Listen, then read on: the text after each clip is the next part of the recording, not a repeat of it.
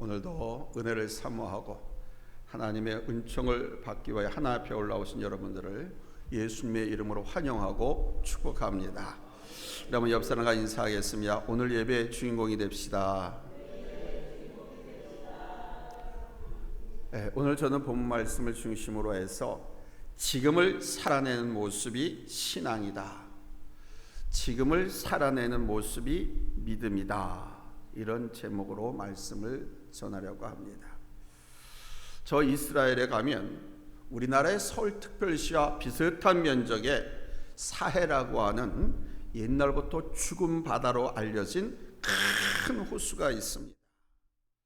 이 사회는 해발고도가 이 지상으로부터 마이너스 430m 아래 가장 낮은 육지이기 때문에 흘러 들어오는 물은 있는데 수증기로 증발하는 것 외에 흘러나가는 물이 없습니다. 그러니까 물이 계속 고여 있는 거예요. 흘러보내는 통로가 없다 보니까 이 물이 이 호수에 고여서 34%의 아주 강력한 염분을 띠게 되고요, 이 강한 염분은 생물들이 전혀 살 수 없는 죽음의 호수로 만들어 버렸습니다. 따라서 이 호수 주변의 땅들도 모두 다 죽은 땅같이 되어 있습니다. 그래서 사람들은 이것을 죽은 바다, 죽은 땅이라고 해서 사회, 사지, 즉 저주받은 곳이라고 했습니다. 그러나 지금은 이 사회가 전 세계 관광 명소로 알려져서 수많은 지구촌 사람들이 찾고 있습니다. 염도가 강해서 34%, 그러니까 우리 여기 서해나 동해나 저 남해 바다, 보통 바다가 염도가 3.4%예요. 근데 이 사회는 34%예요. 한번 놀란 척 좀 해봐요. 그래서 염도 너무 강해서 살지 못하는 거예요. 그래서 우리가 가서 딱 이 호수에 누우면 이 호수가 물침대가 돼. 물건도 올려놓으면 다 떠, 둥둥둥둥. 그래서 많은 사람들이 이 호수 위에 누워서 선탠을 즐기고, 또 갯벌의 흙은 여성들에게 피부 미용에 좋다고 해서 아주 여성들에게 각광을 받고 있습니다. 또한 이곳에는 아주 거대한 우라늄 광산이 있어가지고 이스라엘의 힘과 부를 안겨주고 있습니다. 이 사회와 이 주변 땅이 이렇게 될 줄 누가 알았겠습니까? 애물단지로 여겨지던 것, 저주받았다고 생각됐던 것이 오히려 복덩이가 되었습니다. 그렇습니다, 여러분. 하나님의 것은 어떤 것이든지 어떤 형태로든지 쓰임받는다는 사실입니다. 하나님의 자녀는 그가 잘났던 못났던 하나님의 자녀는 어떤 형태로든지 반드시 쓰임받는다는 사실입니다. 세계와 충만한 것과 땅과 그 속에 있는 모든 것들이 다 누구의 것? 하나님의 것이라고 당신이 천명하셨습니다. 그래서 우리가 이 믿음으로 바라보고 이 믿음으로 사용하면 그것은 아주 매우 귀중한 것이 되는 거예요. 하나님께 쓰임받는 것이라고 하면 그 어떤 것도 하나님의 영광을 드러내게 되어 있습니다.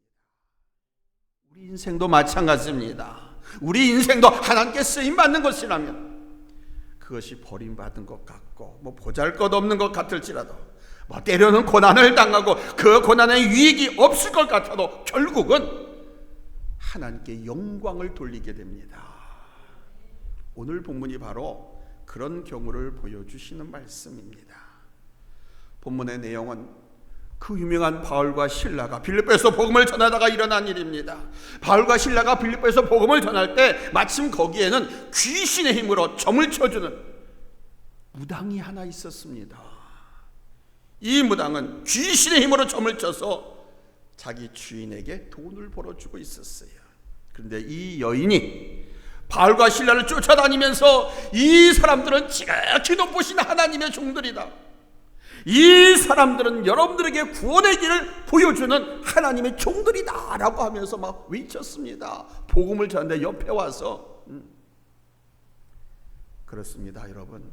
사탄도 마귀도 귀신도 하나님을 알고 있습니다. 따라서 하나님의 종들도 알고 있습니다. 하나님의 자녀들도 알고 있습니다. 내가 모르는 것 같지만 귀신도 여러분이 하나님의 자녀인 걸 알고 있어요.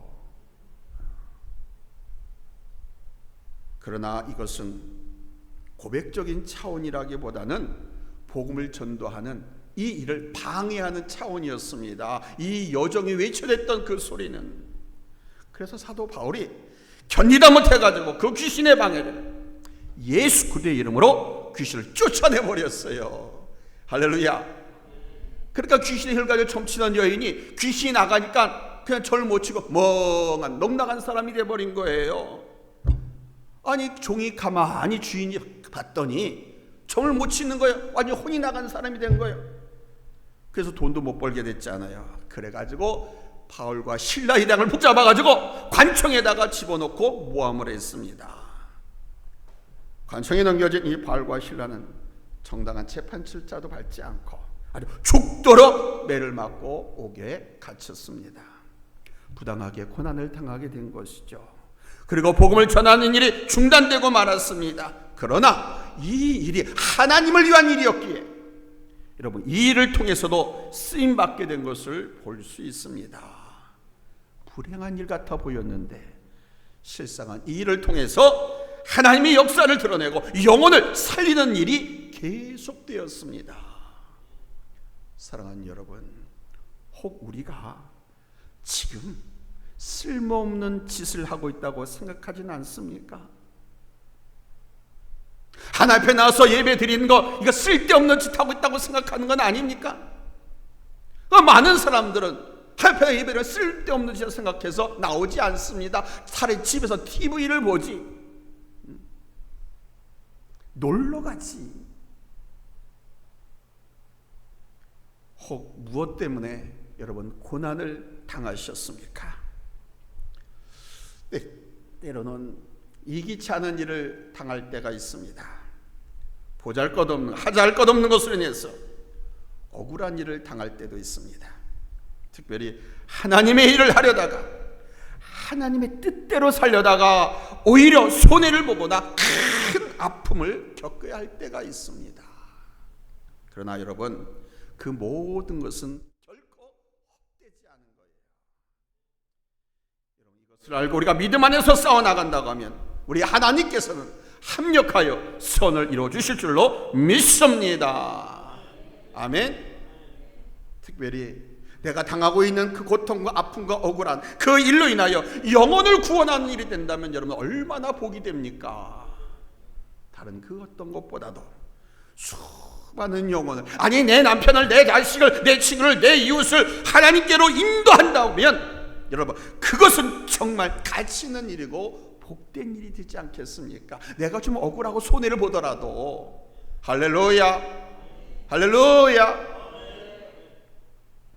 오늘 본문을 보세요. 바울은 부당하게 고난을 당했습니다. 매를 맞고 감옥에 갇혔습니다. 그런데 이것이 무의미한 것이 아니었습니다. 이것이 버려지는 시간, 손해보는 시간이 아니었습니다. 오히려 이것을 통해 계속해서 여러분 복음의 역사가 나타났습니다. 그 어떤 순간도 우리는 하나님께 쓰임받는다고 하는 사실, 여러분 이것을 아셔야 돼요. 한번 따라서 합시다. 그 어떤 순간도 나는 하나님께 쓰임받는다. 그 어떤 일에도 나는 하나님께 쓰임받는다. 여러분 믿음대로 될 줄로 믿습니다. 아멘. 오늘 바울과 실라가 우리 성도들이 고난을 당할 때 어떻게 할 것인가를 우리에게 가르쳐주고 있어요. 하나님께서 바울과 실라의 모습을 통해서 첫 번째 됐습니다. 무익할 것 같은 고난과 어려움도 참고 견뎌내셔야 됩니다. 다른 짐승, 다른 세계 피조물들과 다른 인간만이 갖고 있는 특징이 뭔지 압니까? 참고 견뎌내는 힘입니다. 특별히 우리 하나님께서는 이것을 우리에게 은사로 허락해 주셨어요. 근데 이것을 까맣게 잊어버려가지고 사람들이 포기하고 사는 거예요. 참고 견뎌내셔야 됩니다. 아멘. 부당하게 당한 고난 어려움일지라도 그것이 내게 아무런 유익이 없는 것 같아 할지라도 하나님은 견디라고 말씀하십니다. 왜요? 복이 되게 하시려고. 아멘. 베드로전서 2장 19절로 20절 우리 다 같이 읽겠습니다. 찾았으면 아멘 합니다. 합독합니다. 시작.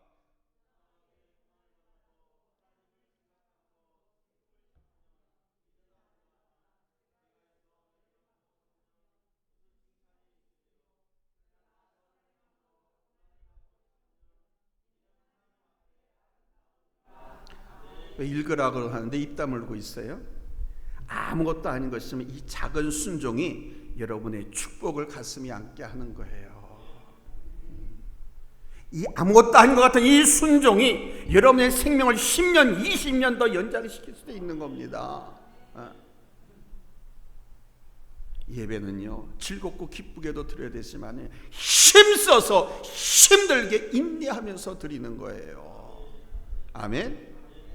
그리고 저는 특별히 또 그렇지 않습니까? 예배 시간에 여러분과 소통하면서 졸지 않고 같이 예배를 참여케 하기 위해서 자꾸 읽게 하고 유도하고 그러지 않습니까?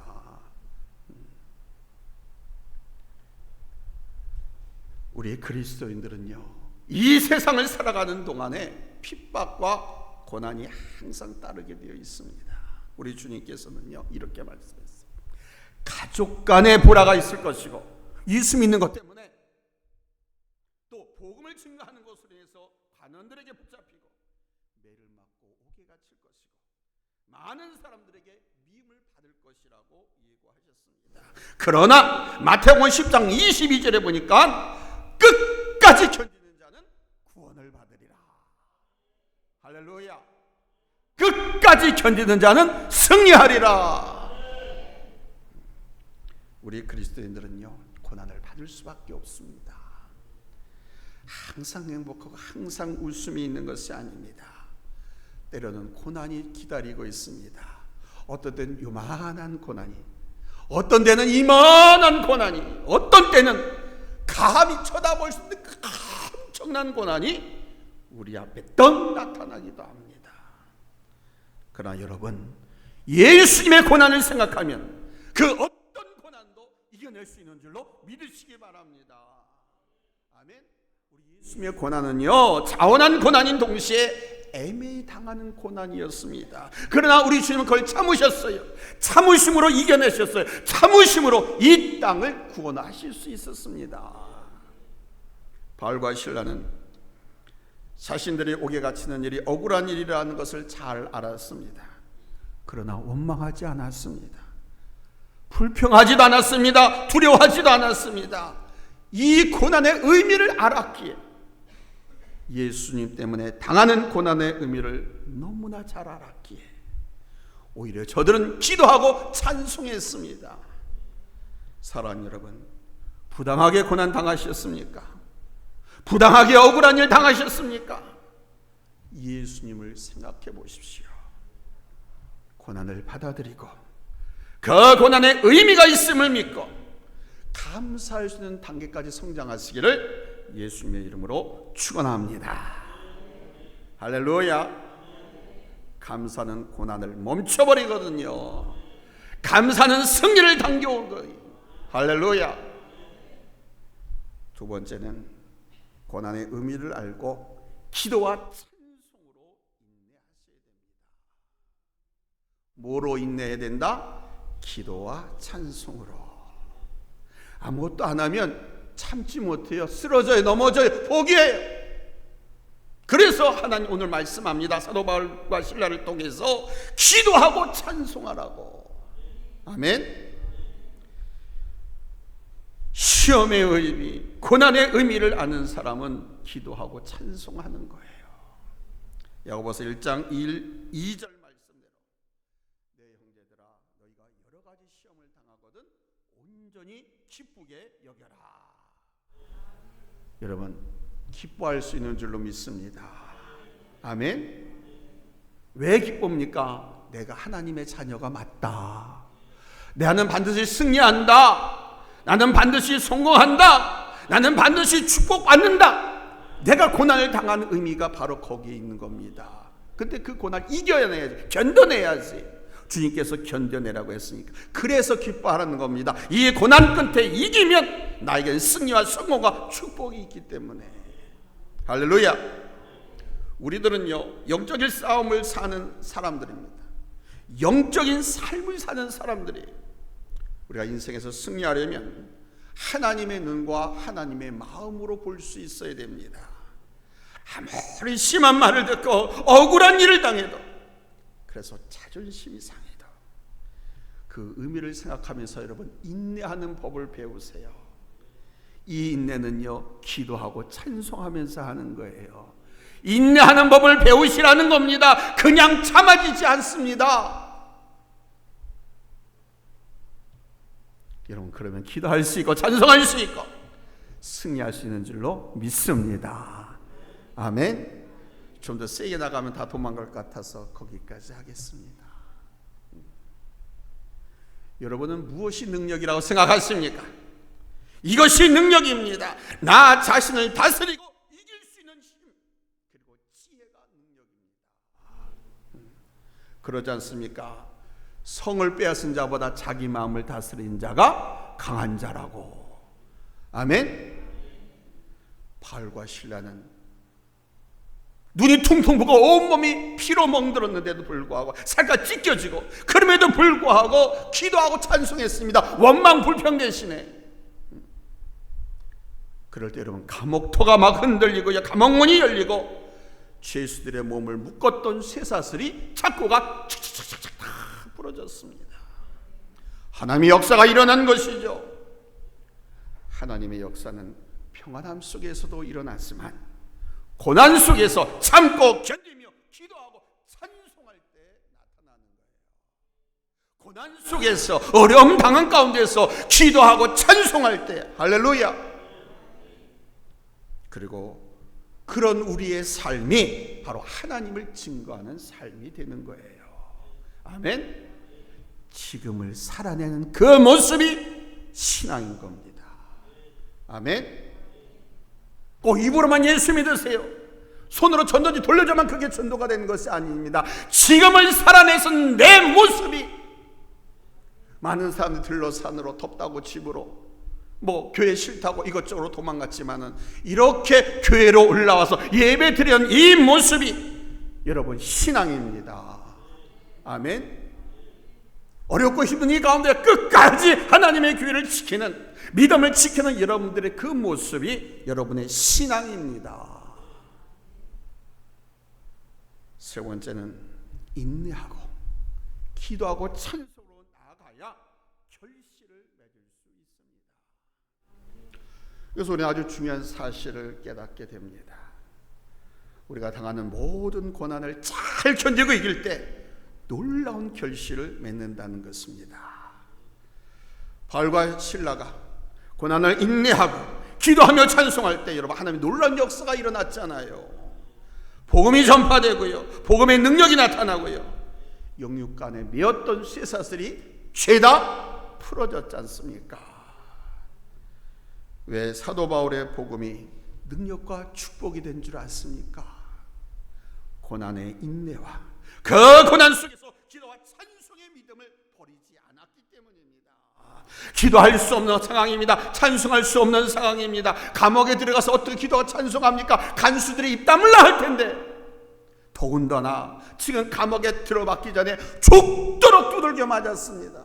죽지 않을 정도로 두들겨 맞았어요. 심한 고문과 함께. 그리고 차디찬 감옥에 내동댕이 쳐졌는데 그것도 옴짝달싹 못하게 착고를 다 채워놨었어요. 어떻게 기도할 수 있습니까? 어떻게 찬송할 수 있습니까? 팔이 끊어질 때 아팠는데 팔도 들 수가 없는데, 바로 그 고난 속에서 하나님의 약속과 사명을 생각하면서 기도하는 것과 찬송하는 것을 버리지 않았기. 아멘. 여러분 이러한 그들의 모습이 곧 능력이 되어서 전파된 줄로 믿습니다. 오늘 감옥에서 바로 지키던 간수와 그 가정의 구원이 어떻게 해서 이루어진 것입니까? 바울의 전도를 받고 예수를 믿은 것일까요? 아닙니다. 바울과 실라의 그 모습을 보고, 바울과 실라의 그 사람, 인간 댐댐이를 보고 믿은 것입니다. 이 간수는 그날 바울과 실라가 감옥에 들어와 앉아있는 모습을 잘 보았습니다. 부당하게 잡혀서 부당하게 죽도록 맞고 감옥에 갇힌 사람들입니다. 그런데 그들의 입에는 불평과 불만이 없습니다. 오히려 기도하고 찬송하고 있는 거예요. 손조차 들 수 없는 그런 아픔과 고통에도 불구하고 손을 들고 찬양하는 거예요. 하나님, 하나님. 찬양도 같이 하고 싶은데 시간이 제한이 있어서 못하겠어요. 그 고통 속에서 찬송하고 기도하는 거예요. 주야. 기도하는 것은 그렇다 손치더라도 찬송까지 했습니다. 억울한 옥살이하는 주제에 찬송하는 모습을 그 간수는 본 것입니다. 다른 그 어떤 죄인들과는 달리 찬송하는 저 사람들, 이것이 저 간수에게 호기심과 자극을 주지 않았을까요? 그런데 그뿐만이 아닙니다. 옥문이 열리고요, 쇠사슬이 풀어진 역사를 목격했습니다. 도저히 일어날 수 없는 일이 일어난 것입니다.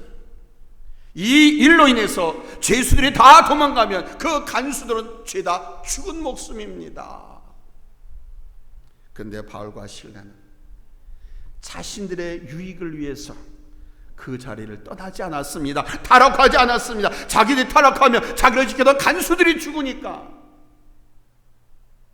바로 이런 일련의 모습을 보면서 간수는 바울과 실라가 진실한 사람임을, 그들이 진실한 하나님의 사람임을 깨달은 것입니다. 우리의 증거는 이 말에만 있는 것이 아니라 삶 속에도 있습니다. 특히 우리가 고난받고 어려움을 당하는 그 순간에 메시지가 흐르는 거예요. 그 순간에 기도하고 찬송하는 모습이 신앙입니다. 기도와 찬송으로 마음에 흐르는 평강의 능력을 보일 때 예수 그리스도는 전파되는 거예요. 우리들이 괴로워하고 고통스러워할 그 순간에 기도하고 찬송한다고 하면 사람들은 바로 여러분의 위대한 신앙의 면을 보고 감동을 받는 것입니다. 사랑하는 성도 여러분, 생명 있는 것은 어떤 재난을 당한다 할지라도 다시 살아나게 되어 있습니다. 우리 안에 진리가 있고요, 예수의 생명과 그분의 성품과 뜻이 있다고 하면 우리는 언제 어디서든지 하나님의 영광을 드러내는 삶을 살게 되어 있습니다. 오늘도 우리는 인생의 전도자임을 잊지 마십시오. 나는 하나님께 쓰임받는 존재다라는 사실을 잊지 마십시오. 입으로 전하진 못하더라도 우리의 말과 행동, 살아가는 모습이 곧 복음이 되는 것입니다. 고난과 어려움 속에서 인내하는 여러분들의 모습은 곧 하나님의 능력입니다. 그 고난 속에서 하나님을 기대하고 찬송과 기도를 드리는 모습은 곧 복음이 되는 거예요. 내 삶이 복음이 되는 거예요. 우리를 그리스도의 편지라고 말씀하지 않습니까? 여러분의 이 모습을 통해서 우리 하나님의 놀라운 구원의 역사가 펼쳐지고 큰 은혜와 축복의 결실이 맺혀지게 되기를 예수님의 이름으로 축원합니다. 축원합니다. 할렐루야.